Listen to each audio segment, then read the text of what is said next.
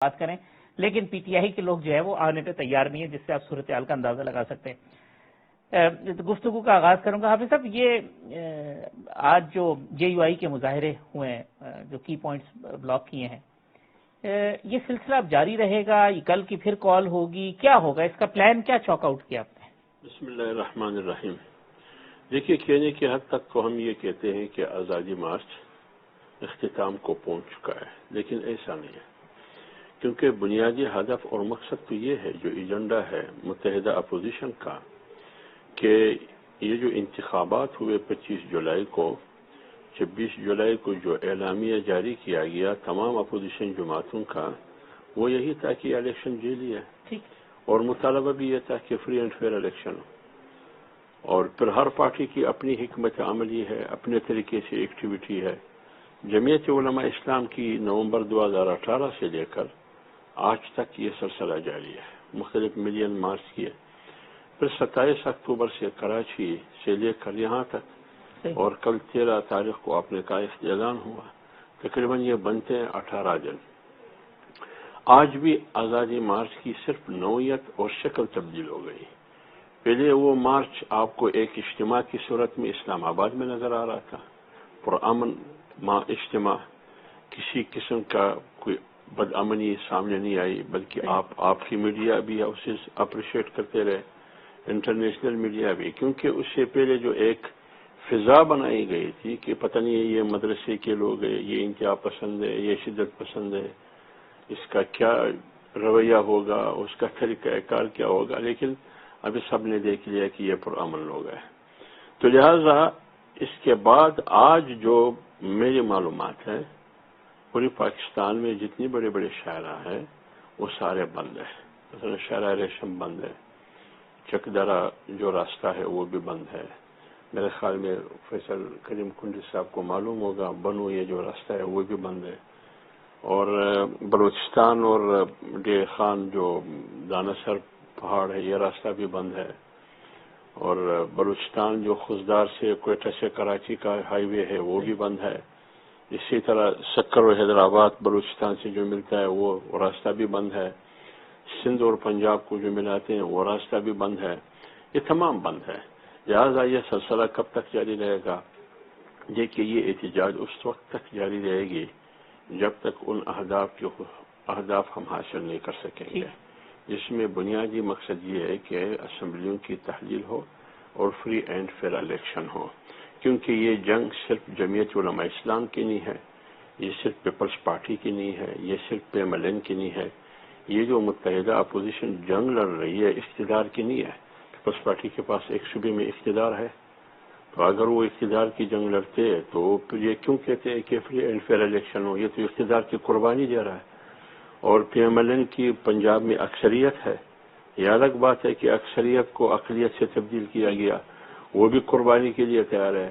قومی اسمبلی میں Peoples party کی حجم آپ کے سامنے، پی ایم ایل این کی اکثریت آپ کے سامنے، کیا یہ سارے ان پڑھ لوگ ہیں؟ یہ سیاست نہیں سمجھتے ہیں، ان لوگوں کی پوری زندگی سیاست میں گزری، تو لہذا متحدہ اپوزیشن کی جتنی بھی جماعتیں ہیں وہ سب اس بات پر متفق ہے کہ یہ الیکشن جیلی تھا، لہذا جیلی الیکشن کی بنیاد پر ایک ناجائز حکومت بنی، تشکیل ہوئی، پھر 16-15 مہینے جو ان کی کارکردگی آپ کے سامنے، اتنے بے حس حکومت ہے، آپ خود اندازہ لگائیے، اتنے بے حس کہ ان کا وزیر خزانہ کہتے ہیں کہ 17 روپے فی کلومیٹر فی کلو وہ ہے نا ٹماٹر ہے، اور مٹر وہ پھر 251 کہہ رہے کہ 5 روپے کلو مٹر ہے، اور اس سے پہلے جو ابتدائی دنوں میں فواد چودھری کہتے تھے کہ 55 روپے فی کلو میٹر کا ہیلی کاپٹر، پتہ نہیں ہے یہ کس قسم کی حکومت ہے۔ دیکھیے، ایک ہوتا ہے حساسیت،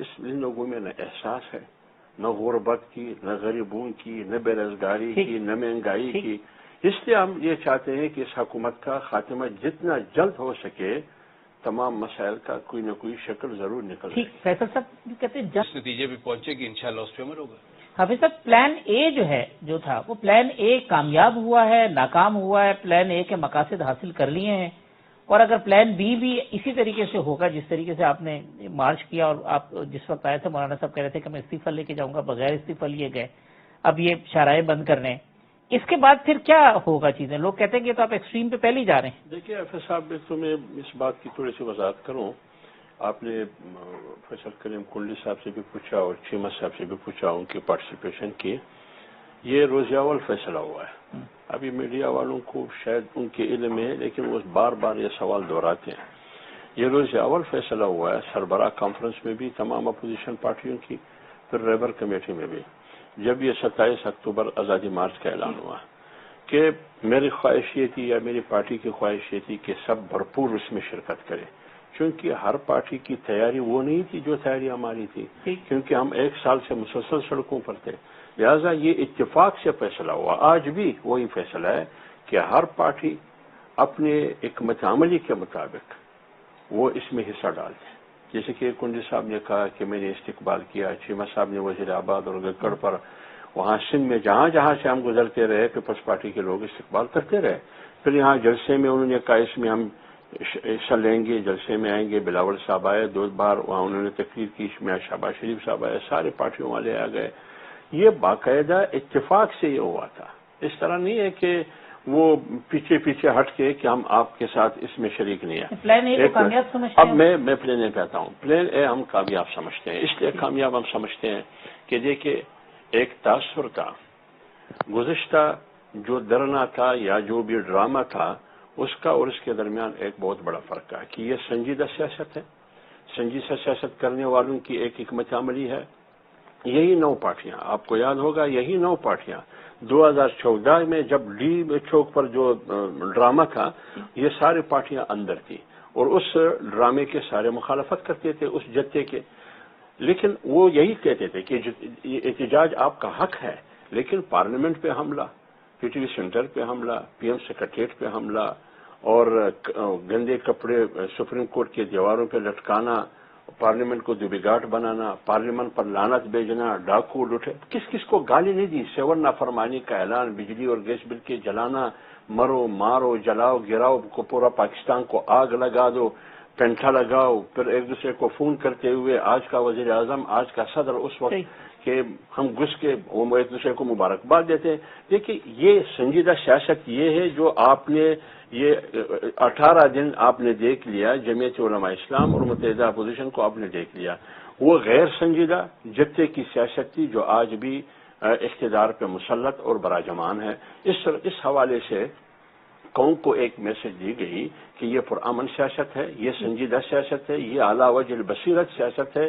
اس قسم کی سیاست کرنے والے جو ہے یہ قوم کی رہنمائی اور رہبری کر سکتے ہیں. یہ ایک بات، یہ میسج پوری دنیا میں گئی اور یہ میسج پورے ملک میں گئی. اس حوالے سے ہم اس کو کامیاب. دوسری بات یہ ہے کہ ہمارا بیانیہ پوری قوم تسلیم کر رہا ہے کہ الیکشن میں دھاندلی ہوئی، یہ ریگ الیکشن، یہی ہماری کامیابی ہے. آج پورے پاکستان میں جہاں بھی جا کے جاپڑی والے سے ریڑھی والے سے آپ پوچھے کہ یہ حکومت کیسی آئی، کیسے مسلط ہوئی، اس حکومت کی کارکردگی کیسی ہے، کیا یہ دھاندلی کی بنیاد پر الیکشن نتائج چوری کے نتیجے میں آئی ہے یا نہیں، پوری قوم یہ تسلیم کرتی ہے. لہٰذا یہ ہماری کامیابی ہے. ٹھیک جس طریقے سے آج عمران خان صاحب کے ہم لوگ کلپس دکھاتے ہیں اور بتاتے ہیں کہ یہ تھے، انہوں نے یہ پلٹا، تو کل پھر مولانا صاحب کی بھی چیزیں اسی طریقے سے دکھائی دیں. یہ جو عمران خان صاحب کی سیاست ہے یا ان کی پارٹی کی سیاست ہے، یہ پاکستان کی سیاست میں ایک ایسا نمونہ ہے جو میرے خیال میں یہ سیاست کے لیے بدنامی اور ان کے چہرے اور ماتھے پہ ایک بدنما داغ ہے، کیونکہ انہوں نے سیاست کو گالی بنائی. میں نے اپنی زندگی میں نہیں دیکھا ہے کہ آپ کے یہاں کی لیڈرشپ بیرونی ملک میں جاتے ہیں، ایئرپورٹ پر نوجوان کھڑے ہو کے ان کو گالی دیتے ہیں، ان کی بے حرمتی کرتے ہیں، ان کی تذلیل کرتے ہیں. اجتماع میں جاتے ہیں، ان پر جوتے پھینکنا، ان پر سیاہی پھینکنا، پتہ نہیں کیا کیا گالی دینا. کبھی آپ نے زندگی میں دیکھا ہے اس قسم کی سیاست؟ کنٹینر سے جو گالیاں دے رہے تھے، جو توہین آمیز، جو تذلیل، جو بے توقیری ان لیڈرشپ کی وہ کیا کرتے تھے جن کی 40-50 سال زندگی انہی سیاست میں گزری ہے، جس کا جیلوں میں گزری ہے، جس کی پارٹی میں کارکنوں نے ہزاروں سینکڑوں قربانیاں دی ہیں. ان قربانیوں کے نتیجے میں وہ آئے ہیں، کروڑوں ووٹ لیتے ہیں، ہر بار وہ آتے ہیں، لیکن آپ نے اس سیاست کو گالی بنا دیا. ایک ہی سرکاری میٹنگ میں ظفر بخاری بیٹھا ہوا تھا اور چائنیز گورنمنٹ کی جانب. جی بالکل.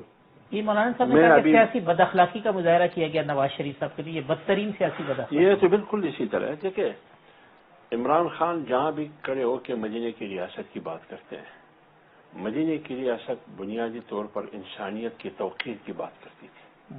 تو جب انسانیت سے عاری ہو گئی یہ حکومت، جب قانون کی قانونیت اور عملداری سے بھی عاری ہو گئی یہ حکومت، تو پھر صرف رہ گئی سیاسی بد-اخلاقی۔ وہ سیاسی بد-اخلاقی یہ ہے کہ ایک بندے کو آپ خطرے میں ڈالتے ہیں اپنے سپورٹر اور ووٹر کو مطمئن کرنے کے لیے کہ دیکھو میں 7 ارب روپے وصول کر کے ان کو باہر بھجواتا ہوں، میں اتنا بڑا آدمی ہوں۔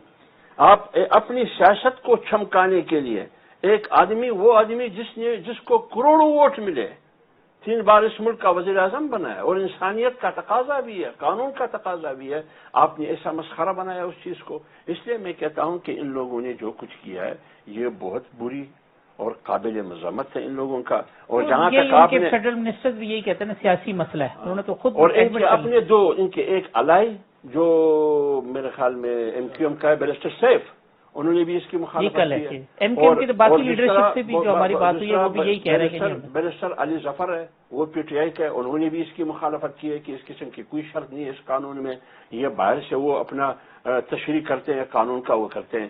پھر فروغ نسیم میرے لیے محترم ہے نا، فروغ نسیم نے مشرف کو کیسے بھجوایا؟ جب وہ گیا دبئی سے، جیسے ہی جہاز سے اترے انہوں نے رقص شروع کی، تو بیماری وہ بھی میڈیکل بورڈ تھا نا، میڈیکل بورڈ۔ اب اس میڈیکل بورڈ سے کوئی پوچھ سکتا ہے؟ اس کی استغاثہ آج سے 2 ہفتے نہ وکیل کو پتا، نہ جج کو پتا، نہ کسی کو پتا، نہ پروسیکیوشن کو پتا، وہ کیسے استغاثہ اس کا ختم ہوا؟ پھر زلفی بخاری ایئرپورٹ سے ان کا نام ACL سے نکال دیا گیا، یہ کیسے نکال دیا گیا؟ سندھ سے لیاقت جتوئی نام ACL میں تھا لیکن وہ باہر کیسے چلا گیا؟ دیکھیے یہی اسی کو تو وہ سیاسی بد-اخلاقی کہا جاتا ہے۔ میں ایک بات اور کر لوں، آپ نے وہ فردوس اور فواد کی بات کی، دیکھیے میں یہ سوال آپ کی شو سے ان دونوں سے پوچھتا ہوں، فواد سے بھی اور فردوس سے بھی، کیا فواد اور فردوس یہ شیورٹی دے سکتے ہیں کہ مستقبل میں وہ PTI چھوڑ کے کسی اور دوسری پارٹی میں نہیں جائیں گے؟ یہ تو ان کی موت اور زندگی تو کسی کے ہاتھ میں نہیں ہے۔ کم سے کم یہ فیصلہ تو میں کر سکتا ہوں کہ یار میں آئندہ سیاسی خانہ بدوش نہیں بنوں گا، میں آئندہ سیاسی لوٹا نہیں بنوں گا۔ کیا یہ شیورٹی دے سکتے ہیں کہ آئندہ PTI کو چھوڑ کے میں کسی اور پارٹی میں جاؤں گا؟ یہ شیورٹی یہ دو دے دیں، نہیں دے سکتے۔ سر 30 سیکنڈز میں سب لوگوں کے حافظ صاحب آپ کو 2020 میں الیکشن ہوتے نظر آ رہے ہیں، اس کے علاوہ کوئی اور آپشن؟ ہماری پوری متحدہ اپوزیشن کی کوشش یہ ہے کہ اس حکومت کا جتنا جلد خاتمہ ہو، اس میں پاکستان کی بھی بھلائی ہے اور 22 کروڑ عوام کی بھی بھلائی ہے، اس میں جمہوریت کی بھی بھلائی ہے، آئین کی بھی بھلائی ہے۔ اس لیے میں کہتا ہوں کہ یہ جمہوریت کے نام پر ایک ڈونک ہے، یہ جمہوریت کے نام پر فسطائیت ہے، یہ ایک فاشزم اور ایک فاشسٹ والا اقتدار کے ایوانوں پہ مسلط کیا گیا ہے۔ اس لیے میں تو 2020 میں الیکشن دیکھ رہا ہوں۔ جی سر۔